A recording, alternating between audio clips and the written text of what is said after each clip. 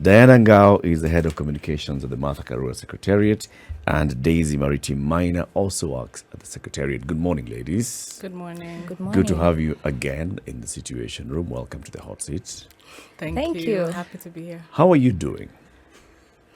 We are despondent, heartbroken, dispirited, but strong, and putting one foot in front of the other, and we're keeping it moving. Absolutely. So determined. Just Yeah. going with the D words. Yes. Yeah. All right. Uh-huh. That's good. You know why I say it's good? Because you can use those words to describe the situation, and most people cannot. And I think there have been many jokes, and there have been, crazy fun has been poked at those who suffer a loss, especially coming in from an election. But because of the fact that you're able to open your mouth and say, this is how I am feeling at this point, you'd be surprised that you've actually been able to accept certain things until, because you really will not be able to describe your situation if you haven't accepted it to a certain point. Yeah. Having said that, what makes you, coming from the Secretariat, what makes you feel these things that you're feeling at this point? I think for me it would be like, especially during the petition process, there was strong hope and strong conviction that we did have a strong case. And hearing the Supreme Court ruling, which to me was not really a judicial ruling, it sounded more like a political slap in the face. And it was really meant to shrink us to size. And it really, for me, the Supreme Court is the highest court of the land, so it should be the last defense of the people. And for me, I didn't feel defended.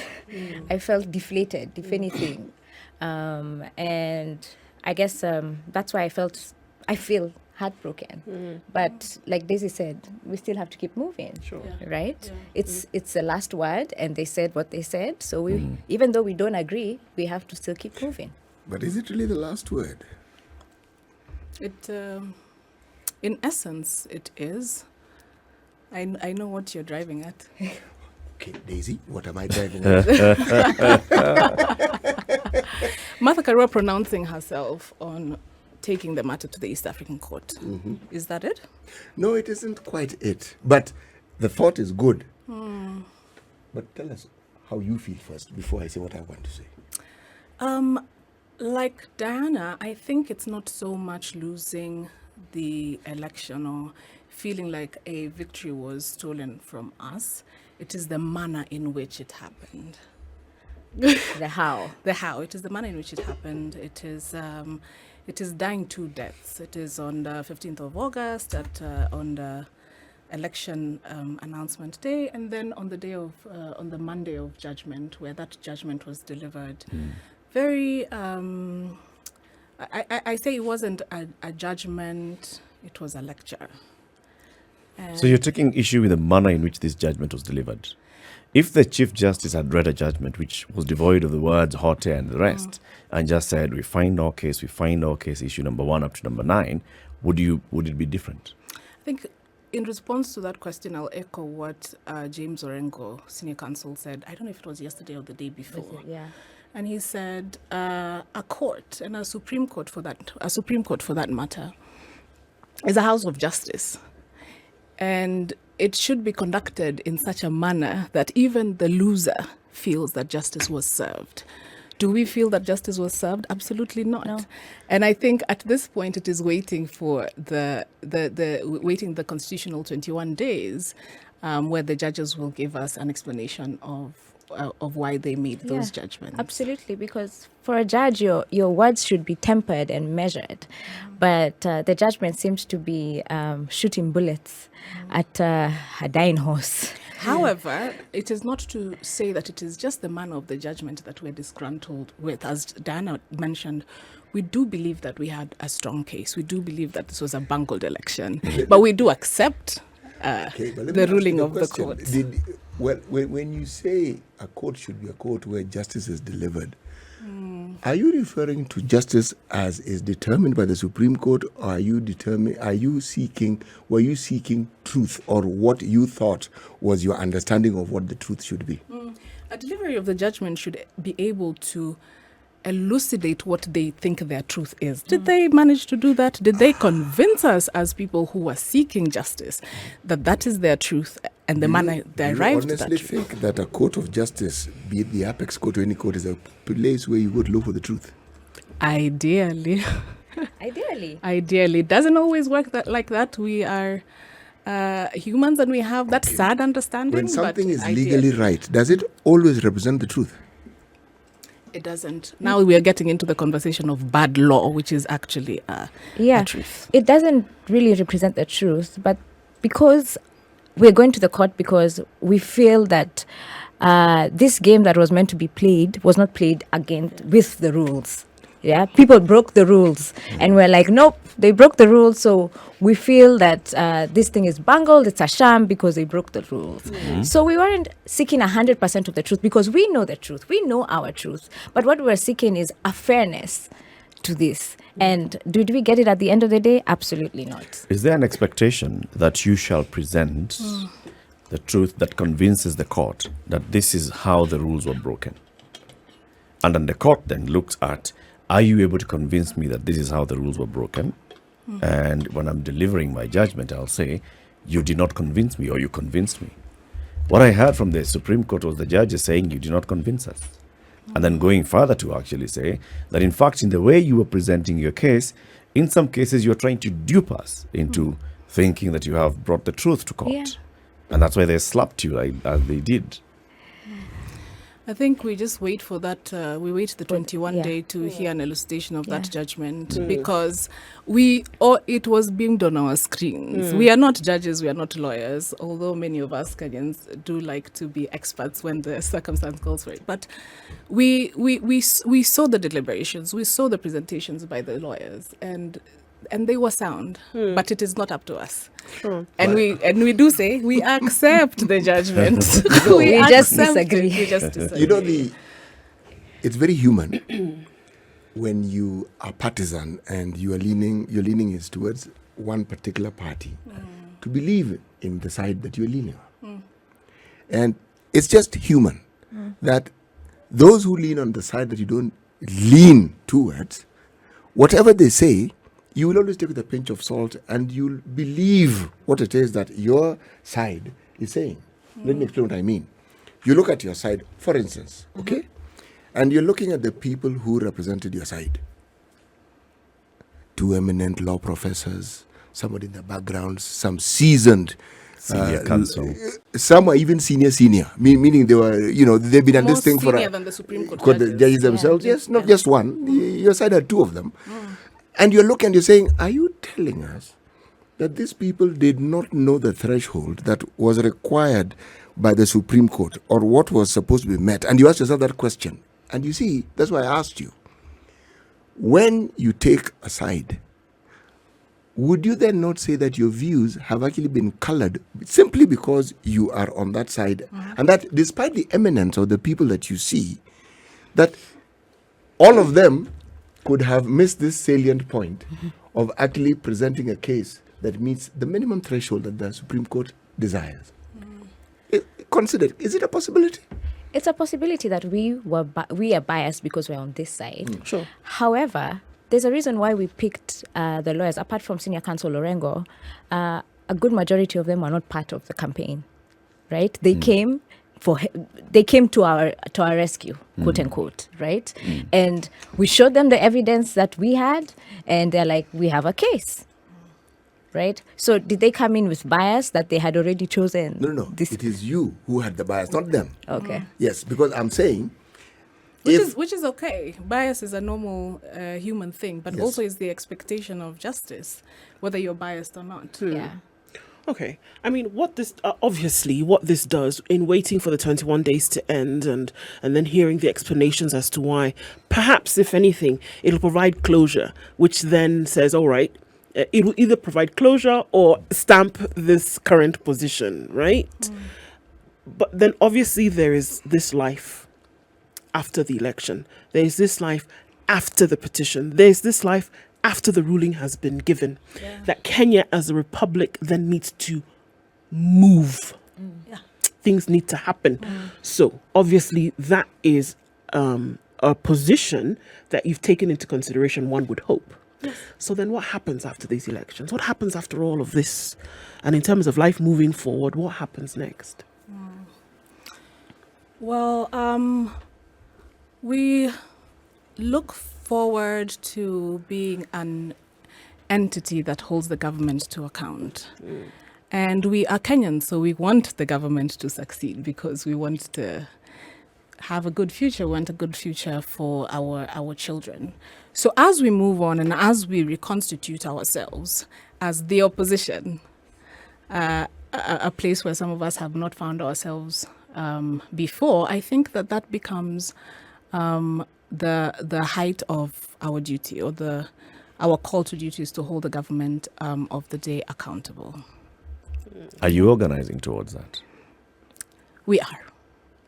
So what is this entity? Is it Azimio playing its role? Because there are stories even today, Wycliffe Oparanya, the deputy party leader of ODM, saying, Azimio, we are still going to form ourselves into a formidable opposition.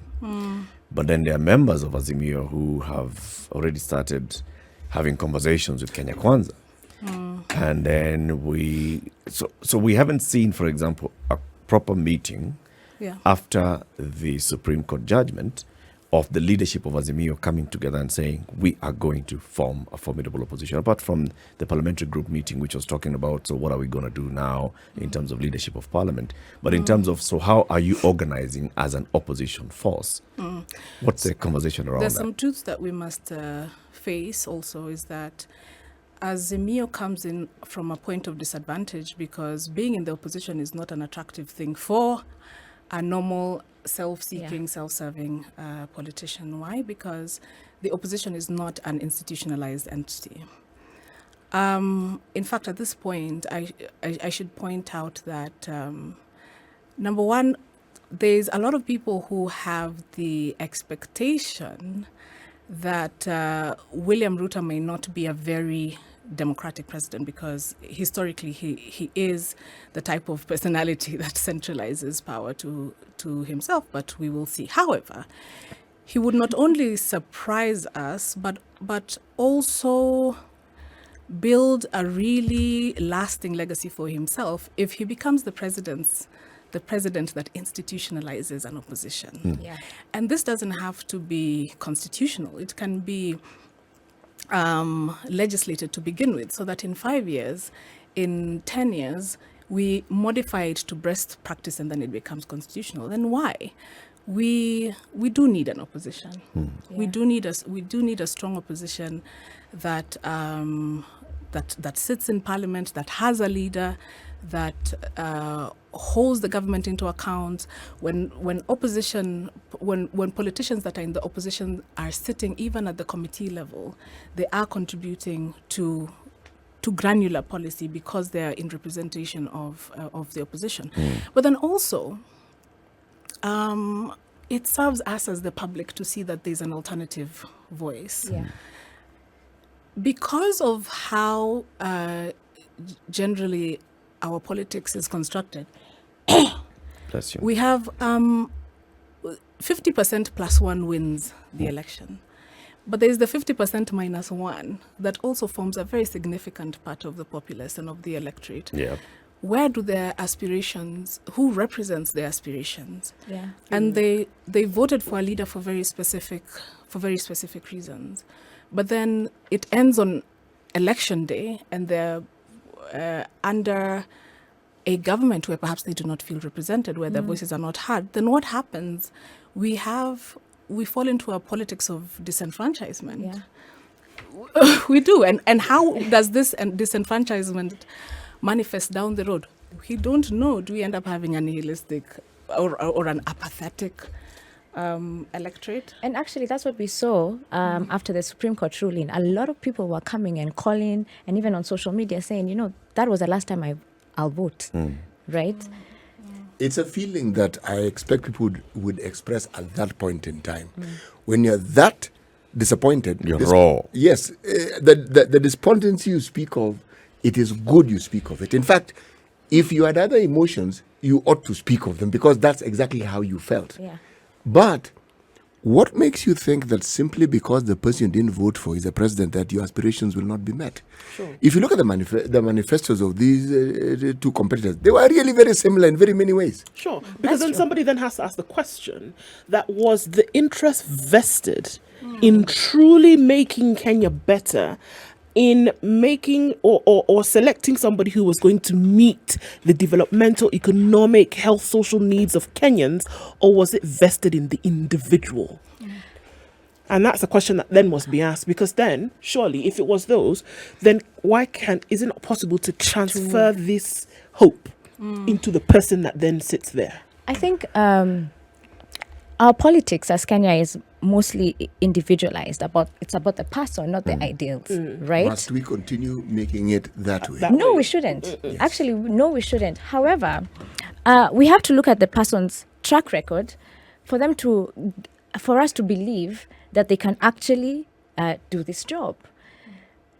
For most of the people who are supporting, let's say, the Azimio presidential ticket, they were maybe most of them were looking at, oh, these guys have a brilliant track record, right? Right. And they had also this anti-graft campaign, right? And then they're looking for someone like me, or like for someone who identifies that, corruption is one of our biggest devils that we need to slay. I wouldn't go with someone who has had cases or has a team that has cases of graft, because that doesn't identify to my aspirations, right? So as much as our manifestos are the same, the question should be, do they have the competent team to be able to bring this manifesto to life? Competence. Yeah. They most certainly do. Where if you were to take the view that someone seems to have very many cases in court, that's a sign of competence, because May I actually also answer that question? Yes. because it's a really good question. Take us back to, this election was very unique in the sense that let's assume that our manifestos were identical word for word. However, the two front-running tickets the way I see it, were two sets of identical twins. Raila and Martha, identical twins. Rigathi and Ruto, identical twins. Why? Because of their political history, number one. No, because of their political DNA, and because of their political parentage and their heritage. One set, their political career is premised on social justice. The other set, their political DNA is state-centric. They came into politics already within the government that holds the instruments of power, has the monopoly of violence. That is how they came up in politics. So a leader will create or run a state in their own image. And based on how they started their political career, their political DNA, how would Ruto and this is where now we start being predictive of how we think the Ruto Rigathi presidency will be, and how the Raila Martha presidency would have been, or could have been. You do know, Daisy, that all the individuals you speak of are politicians. Absolutely. If we were to be brutally blunt about their careers, the chink that we find in the other camp's armor, we might also find in this other side's armor. There's no disputing that, but are they identical? No, they have the same history? They are not. But can I introduce perhaps another element of the discussion? Yeah. It's called the presidency. Yeah. It is one thing, and the person who's pursuing that particular job is one person. When they actually get the job, there is a high likelihood that it'll be a completely different person, because that office comes with a life of its own. Now, whether it will be positive and will be for the common good, or whether it will not, see, that's what we sit and wait to see. Because just the demands of the office, if you were to look closely right now, you'll find already there are issues in that camp. Just like there are issues in the camp that lost. And this one is full of blames. So-and-so did this, so-and-so didn't do this, so-and-so. Now, if you give it time, you will see the same thing happening on the other side. This political fallout is not unusual. But as to what someone will be when they become the president, I am usually hesitant to become a prophet on such matters or to be predictive. I'm comfortable predicting because I feel like history is a good predictor of the future. But then also, not to say that William Ruto does not have redeeming qualities, because he does. Yeah.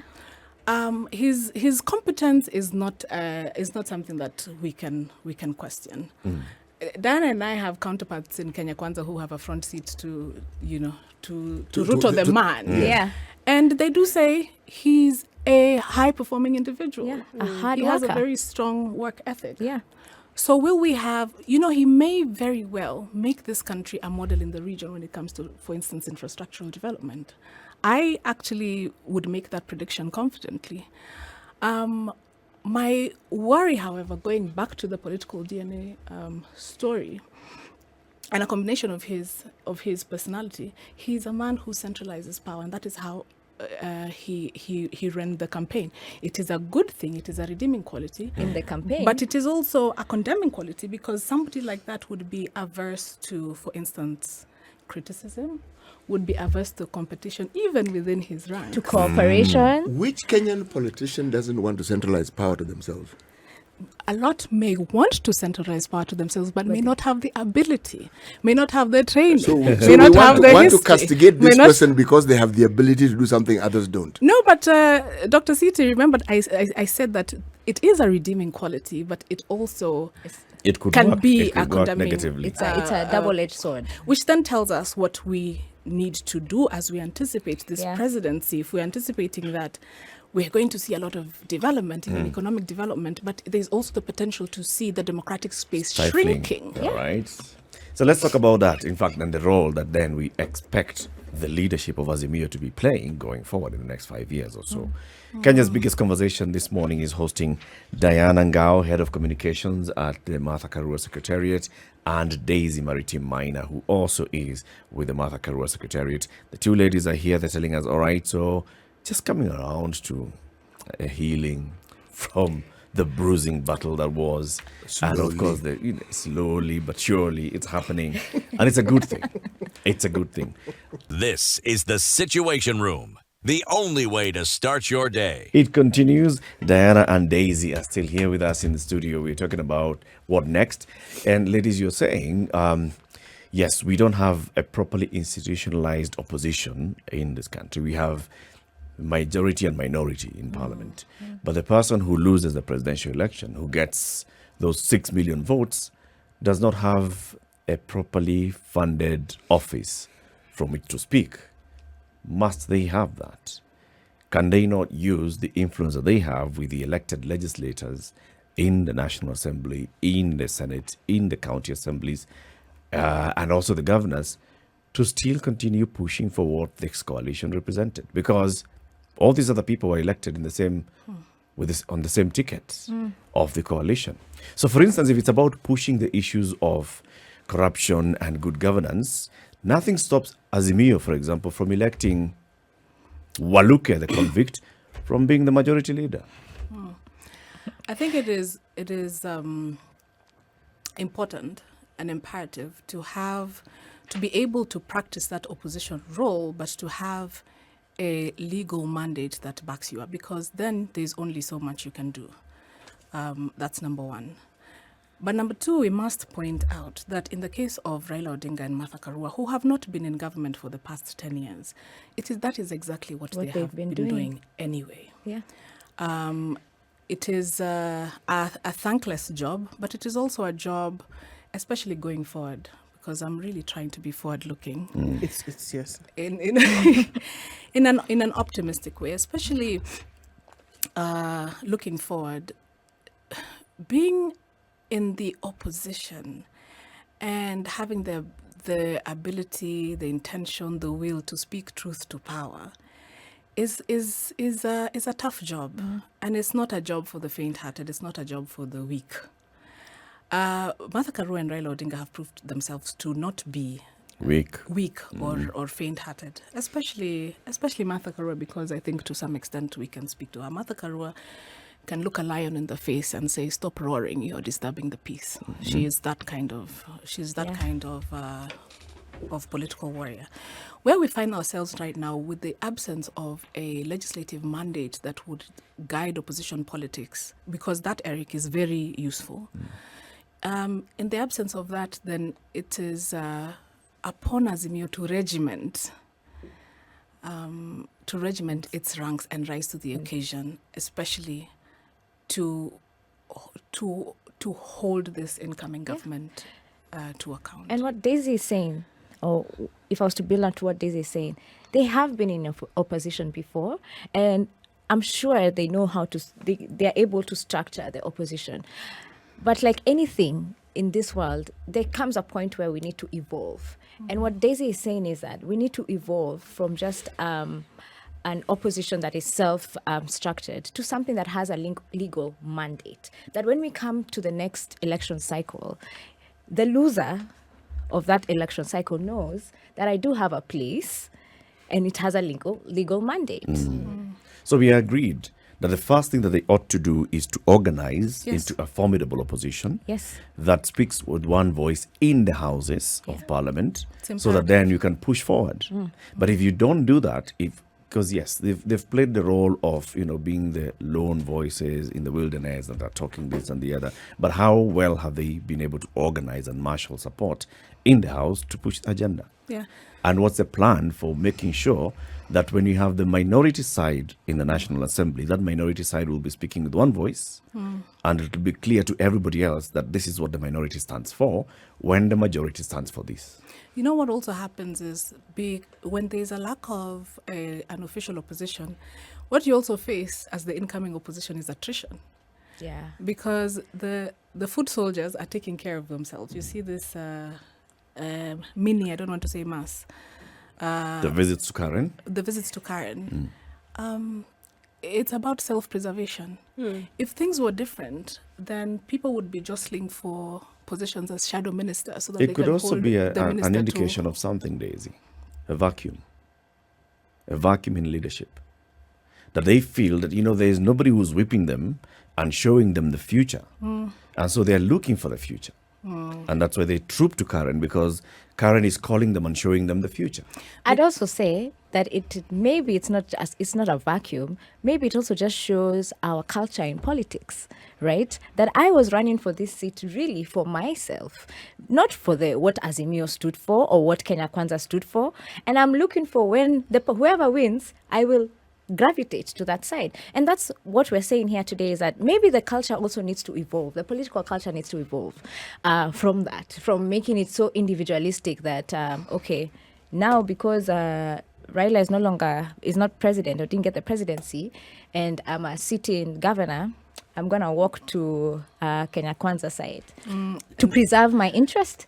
Because the people elected you and that Azimio ticket because of what Azimio stood for. And now you are basically telling your children or the people who elected you into this seat, no, I'm not going to consult you. I'm going to go this other side. Eric's point of view is actually one we should take seriously, but that is if you're referring to a different solar system and a different planet and a different country. The self-seeking behavior of the political class in this country is legendary. legendary, Absolutely. Okay. astronomical. We saw it with this parliament who have exited, and we saw the opportunities they had for legislating things that would move the country forward. We saw what they did continuously. Yeah. Now, the incoming seem to believe that that particular trajectory is patented. So when you become a political leader in this country, the first thing you do is you become treacherous. You look for ways in which you can perfect self-seeking. Yeah. Yes, you want to say something? That's exactly what I meant when She's I said agreeing with you. consolidation of power. Like in church when the preacher's preaching and Yes, yeah,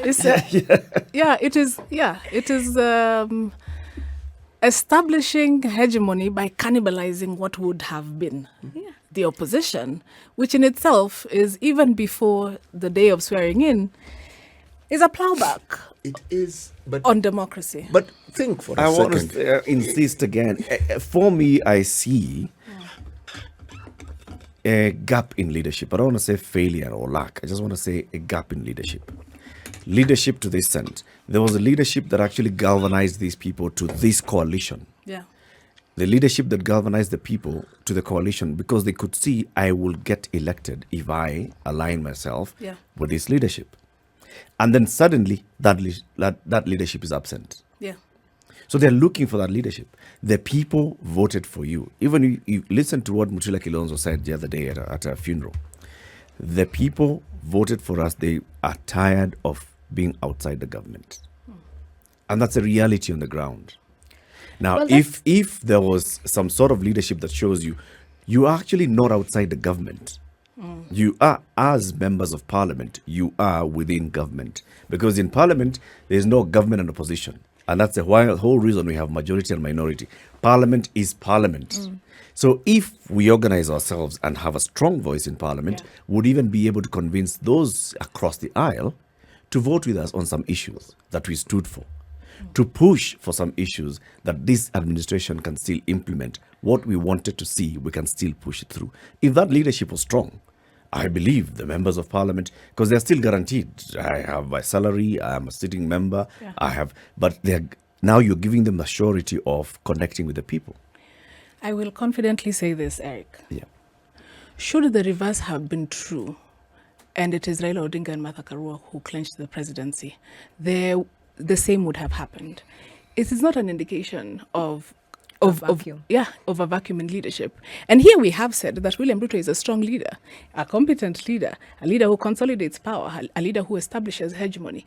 But still, the self-serving politicians who would be in a losing or in a Kenya Kwanza that has lost, or that would have lost, would have migrated. They would have. So it is not a reflection on the leadership. In my view, it is not a reflection of the leadership.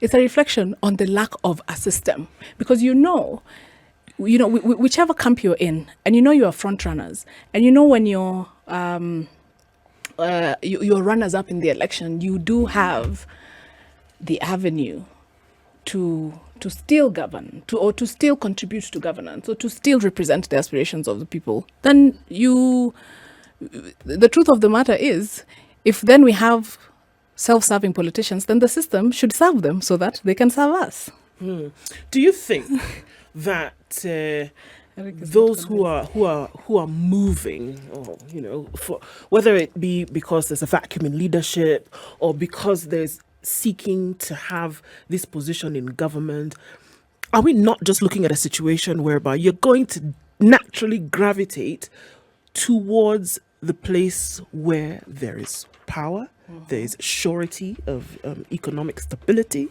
and there's just basically surety of relevance? You have said what I'm saying in a more elegant way. Exactly. It's still self-interest. Yeah.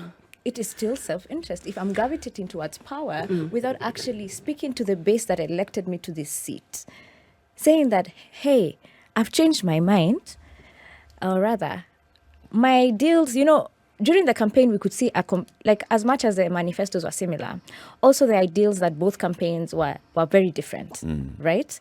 So you're telling your base is that now I actually don't believe in this, I believe in this. Is it really a shift of belief? Is it a shift of belief or creed?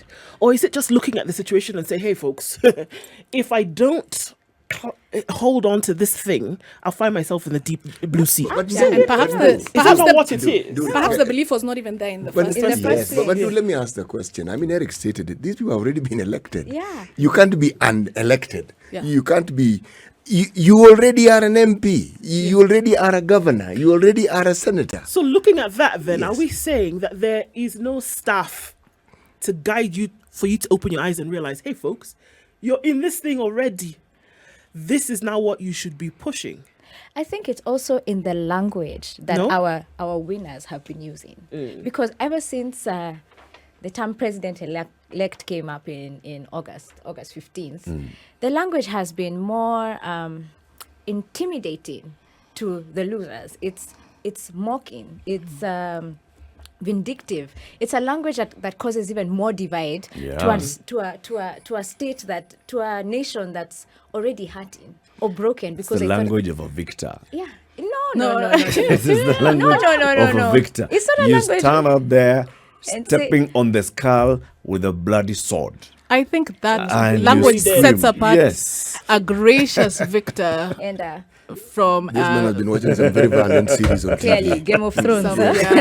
Clearly. some Roman epics. But is that not what our politics is? Yeah, that's what We present it as a do or die. it is. And that's what I'm saying. It needs to shift. Because you see, the thing is, where we are at right now as a country is a serious split.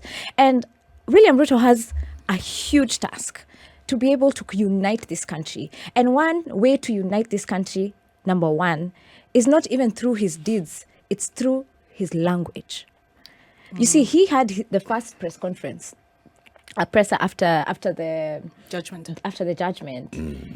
And one thing that, imagine, stuck in my mind, leave alone all the great things he said, is when he says, "And where are my friends from Citizen?" and bursts out laughing, right? Knowing that, okay, maybe the owner of RMS did not support his campaign. Yeah, but maybe he didn't. Yeah, was that the point to do that? A veiled threat. But wasn't a threat. He was no, laughing but and sure. saying, So, Diana is also Guys, saying that the we're migration good. of politicians is not just about the seeking power, but seeking safety. No, safety from what? Yeah, I don't get it. Look, this whole thing, and I hear what you ladies are saying. We are talking about the job that the president has in showing everybody that I'm going to be a president for all. Okay? There's also the job that the loser has of showing that we really haven't lost. We are still united. We are one country. This was what it was, an eventuality. We'd have won, they'd have lost. They'd have won, we'd have lost. It happened the other way. Absolutely. They won, we lost. So we move forward. So the onus is But not on one side, Not right? on one it side. isn't. Yeah. It's on both sides. isn't. Yeah. And then beyond that, it is for these losers to still show leadership. Leadership has not ended because this one person won. It's a winner take all, but not necessarily winner take all. We have a House of Parliament that is independent from the executive. That's the kind of system that we have. So if you are able to actually show that there's a difference between the kind of parliament we have post 2013 and those that we had before 2013. Yes. And this is the difference in parliament. If Raila and Martha were able to actually call their troops back to Masai Lodge or wherever they this time and show them this is our agenda. Let us work together and push towards this agenda. You guys are elected. Nobody can do anything to you. You can push. You can have negotiations with the other side. We can get this agenda pushed forward. Do you ever ask the question why it is that our politicians behave the way they do? We've discussed it on many occasions. We even asked the question, when did it all start? Look at our political parties. We always focus on the leadership. Look at the way our parties are run. Look at what goes on within the parties, the back and the forth and the backstabbing and the what. There are those who will argue it is symptomatic of many political parties across the world. But you see, statesmanship and leadership doesn't only have to do with you winning. In fact, the opportunity to show what you're made of is greatest when you've actually lost. Yeah. You'll be excused if you feel sad and bitter and annoyed. But that's where you go against your natural mean. The inclination that you actually have, you sit on it and say, no, yeah, exactly. This isn't really going to help the situation. And you make us, people see it. Now that's leadership. They realize, actually, these guys may have lost, but look at the way they're going about their business. Right? But if you counter what you're considering negative with the same sort of maneuvers, then how different are you? What exactly were you selling? We might as well say then the ones who are in power just as well. These guys are not different. The opportunity to show the difference is now. And I think that's the question then, because we in many ways you ask, so moving forward, what happens? And I think that there are easily millions of people, at least those who voted, those who were voted for under this one umbrella are asking this question.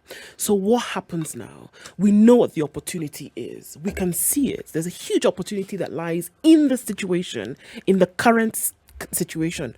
But the question is, what will the move be? And very plainly, on the part of Raila Odinga and Martha Karua, looking at the situation that has presented itself in what many would say is a loss. What is the next move that people are waited to be shepherded around? Because that's what the call to leadership is. What are you asking people to do? Upon what will they claw moving toward the future? Even when we are saying that a unified Kenya must take precedence over everything else. Yes. What then is the next move? Whether it's going to be in opposition, whether it's going to be the call towards continued fight for democracy, etc. That what will people be looking forward to? I mean, there's a time my father used to say, well, okay, come on now. Why Peters, dust yourself off, get off, let's go. What happens next? And I think that's what people are waiting to hear. You know, I studied classical literature when I was in the university in the previous century. One of the books we studied was classical literature from Russia. We did French, we did English. There's a writer, a Russian writer, pre-reform, called Fyodor Dostoevsky. There's a famous book of his, Crime and Punishment. Now, there are many themes in that particular book, but the one that caught my attention, I'm going to phrase it as best as I can, is how it is the things that people do which emanate from their thinking have consequences that they cannot even fathom, but they definitively always does. Yeah. Now, when you talk about things that go wrong, whether we're talking about the members of parliament, things you disagree with in the Supreme Court, when I ask the question, is it over? No, it never is. The reason is because if someone does something, forget what you know. They know what they did. They don't need you. They know. And what you do is what will judge you. It will speak to you. It doesn't have to speak to the rest of us. Yeah. And if you give it time, we will know what you did, because it is you who will actually show us what it is that you did. Yeah. Now, there are those who argue, in that book, one of the themes is that someone commits a crime, but because there is this need for them to set it right, they will leave clues that will get them caught. It's like they want to get caught for their crime because they want to feel... Subconsciously. Yes. You want to feel, I need to be punished, I did something wrong. And I'm saying, some of these things, you do not need to worry your head about it. Whoever it is you claim or think did something, they know it. You are guessing, you are supposing they do. And believe me, the truth will continue speaking to them. You can sit on your conscience for as long as you like. At some point, it gets a little hot to even sit on. So that discussion, in my mind, I never really bother about it.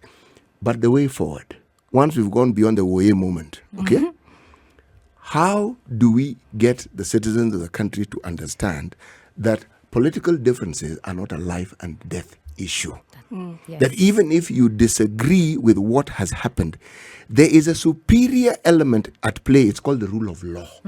I may not even agree with that law, but it is the law. Speaking to that rule of law, I think we also need to consider that it's just been 7 days since the Supreme Court justice. It feels like a year. Yeah, I know. It feels like it was 2 months ago. It didn't happen last year. No. It's just been 7 days. And because of how harsh and how gruesome the ruling was, it all took majority of us by shock. And I can imagine how it took both the Azimio principles. I can imagine. If I'm feeling like that, I wasn't even running for presidency. I can imagine.